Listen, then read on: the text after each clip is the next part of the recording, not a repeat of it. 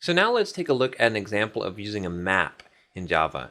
We're going to convert our list, our collection of pages that was a list, into a map because we're going to want to now map a page number to a page. So in this example, we just had a bunch of pages in our list, but they didn't have any kind of page number.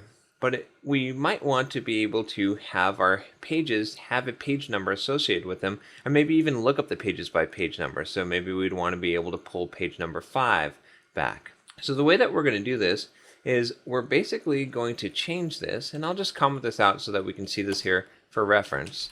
But we're going to change this to use a map, and this map is going to take two data types.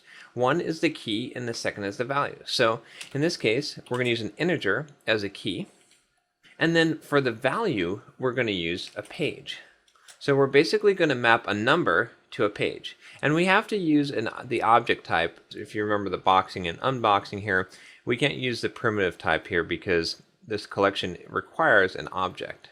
So we're going to map an integer to a page, and that integer is going to represent the page number, and the page is going to represent just the page the same as it did in the list. So we're going to call this pages map, and we're going to create a new hash map of type integer page. And I'll hit Control-Shift-O in Eclipse to auto import Java util map here and Java util hash map. And this is kind of a confusing syntax here. The map really confuses people a lot because they don't know what to put here, and this looks a little bit weird. But you just have to remember, with a map, you have a key and a value, and you need the type of the key and the type of the value. The type of the key in this case is an integer because it's going to be a page number, and the type of the value is going to be a page. And so we're going to map a number to a page. So let's see how we could do this. So in our print method here, we were adding pages. We're not going to do that anymore. Instead, we're going to put pages. That's the syntax we use for a map. And we're going to basically put a mapping into our dictionary or our map. So the way that we're going to do this is we're basically just going to call pages map dot put, and then you can see it's already kind of filled in the types for us. We need an integer for the key and a page for the value. So our integer here is going to be what the copy number is. So we need to figure out how to make a number that's going to represent the page number. Let's go ahead and make this really simple. So let's just declare an integer here called page number, and we'll set it to 0. And then when we get in here, we'll just increment the page number every time that we print a page. In fact, let's go ahead and even just start this at 1, since we're just going to start with page 1. So we'll basically, when we decrement the number of copies, we'll make the page number incremented by 1. And you could just calculate this from copies as well, but I think this makes it just a little bit more clear and easy for this example. So we're going to put whatever the page number is, and then for value, we need to create a new page, just like we did when we had a list. So I'm going to create a new page, and I'm going to put text to print. But I'm going to do one other thing. I'm going to add to the text to print this colon, and then I'm going to put page number. And I'm just going to do this so that we can see that each line is mapping to the correct page number. So we're going to end up with whatever the text was plus a colon and then a page number. So using this, we are going to basically add entries to our map. They're going to map each page number to the page that it represents. Now what we can do is go through and print out each page. I'm going to get rid of this output pages method, and we're going to create a new method called output page, and we're going to specify the page number.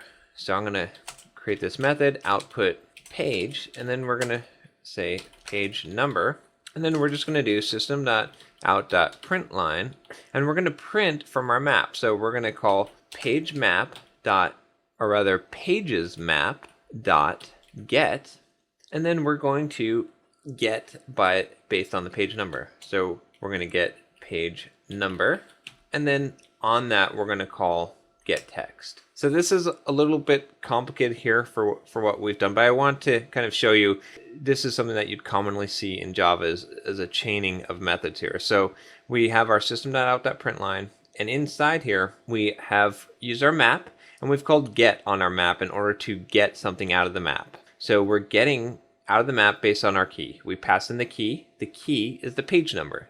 So in this map, it's going to get the value that corresponds to this page number. So if we pass in page number 5, it's going to get page 5. And then on the page 5, so what this evaluates to, it's going to call get text. And that's going to give us our text, and then the result of that gets passed into our print line.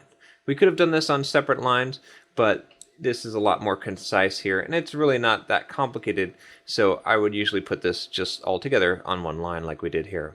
So let's go ahead and take a look at how this would work. So we're doing our load paper, we're doing our print, and this time, remember, it's going to be storing up those pages in a map, and so now we can call output page, and we can choose our page number. So let's choose a page number 3 and run this and see what happens.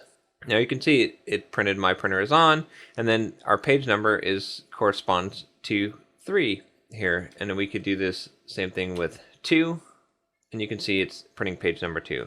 So the basic idea behind a map is that you're just mapping two things. In this case, we're mapping a number to a page, and we've basically used this put method in order to put the entry into the map, and we put it based on the page number and then a page, our key and our value. And then to get them back out, we just basically called this get, and we passed in the key, which gave us back the value, which then we called get text on.